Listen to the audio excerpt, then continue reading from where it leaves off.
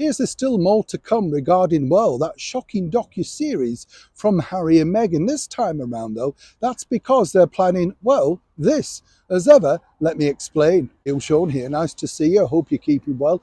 Beautiful daffodils in the background. Spring has sprung. Has it sprung for you?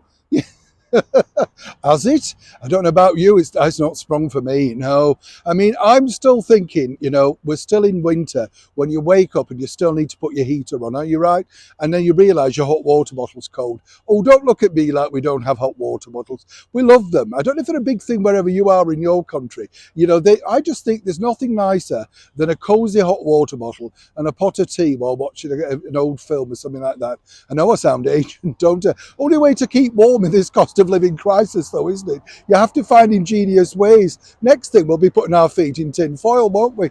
What do you mean you already do? Back as ever to your breaking roll story of the day. This story really centres upon the fact that, as we told you recently, Prince Harry and Meghan Markle still feel very slighted that their big quest, the worldwide streaming event that was their docu-series for Netflix, has gone unnoticed by so many senior members of the British monarchy. When you think about it, it was a bombshell thing. I mean, it was done, of course, by Liz Garbus, and she made it into sort of a reality TV show, didn't she? It was a soap opera without much context, much content. And then, of course, she was exposed for using all that fakery, fake pictures, fake paparazzi chasers. And as we saw recently with Meghan Markle emerging from hibernation when she was walking down the street days after her children had been granted royal titles. What was interesting here was, if you looked into the reflection of the sunglasses, there was in fact just one photographer. Make of that what you will.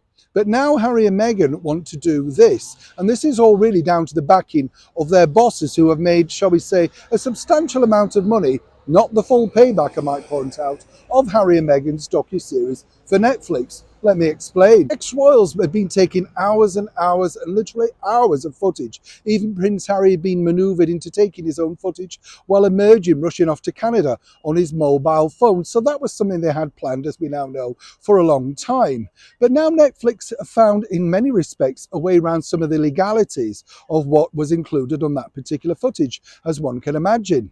And you see, the bottom line for them is they're about making money. They obviously don't care, and as ever, we have to say allegedly, about what damage, what harm they may do to other people. You can see that via their, strange list of historical events for their TV drama series, The Crown. Once again, when you look at it in the opposite way, they seemingly want to do everything they possibly can to damage the British monarchy.